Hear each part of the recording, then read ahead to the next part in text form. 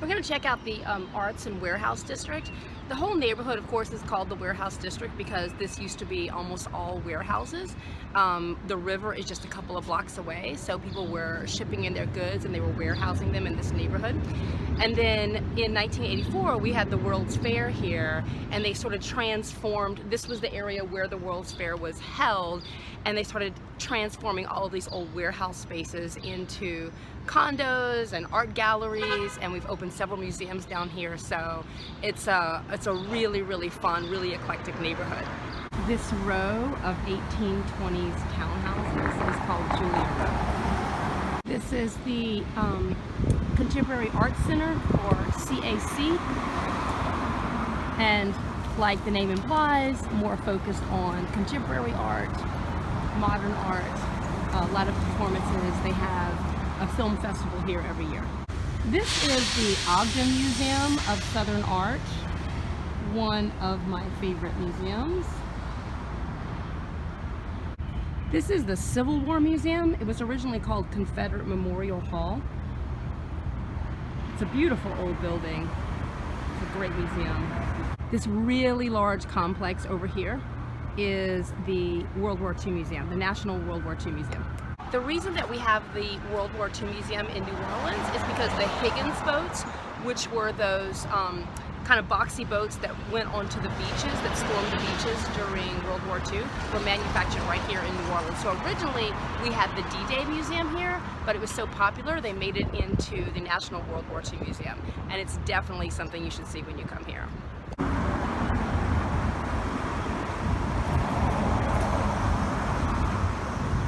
So just on this one corner of Andrew Higgins and Camp, we have the World War II Museum, and then the Contemporary Art Center,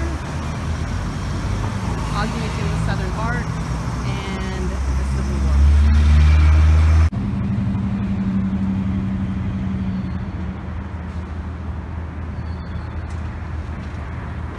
In this plaza between two of the World War II Museum buildings are all these great sculptures. This collection of sculptures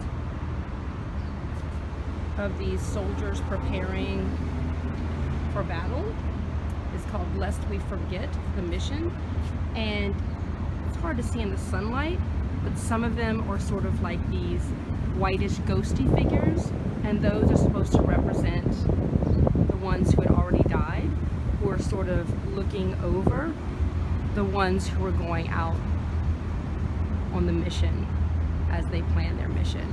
And here is a sculpture of Anne Frank. There is also a seated sculpture of Franklin Delano Roosevelt, who was the president during World War II. Here is a prime example of how the Warehouse District got its name. This was a warehouse, and now it's apartments. There are still actual warehouses in the Warehouse District. Right by the river, near the Warehouse District, is the Convention Center. And so this is actually where the 1984 World's Fair was held, and then later on it was turned into a huge convention center. Thousands of people can have a convention here. In 2005, during Hurricane Katrina, a lot of people came here to seek help, and they sat here for several days waiting for the federal response. So it has quite a past. But I want to show you this sculpture that's right across the street from the Convention Center.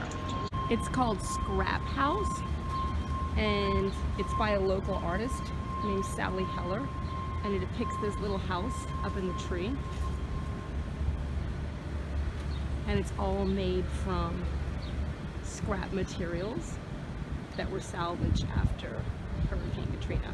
So it kind of commemorates that event.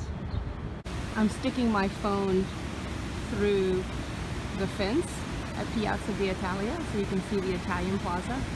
This is a section called Fulton Street. It was sort of redeveloped right next to Harrah's Casino, but they have lots of good little restaurants, and usually at night people are kind of strolling from place to place getting a drink. During the Christmas holidays they have sort of a 1 or 2 month long festival with fake snow and lights and Santa Claus and all of that.